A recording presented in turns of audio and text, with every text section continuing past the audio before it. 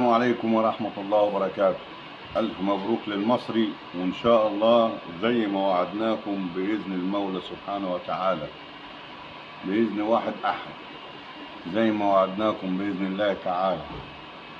بيراميدز مش هتاخد الكاس إن شاء الله بإذن الله تعالى، عشمانين في الله سبحانه وتعالى. وألف مبروك للمصري، وشد حيلك يا مصري مع بيراميدز، عشان خاطر دي مش بتاعة بطولات. بيراميدز ده مش معمول للبطولات. بيراميدز ده معمول لأذى الفرق. ويقعد دلوقتي عايزين طبعا هم اللي عارفين ان هم مصري ممكن يفوز ويلاعبهم.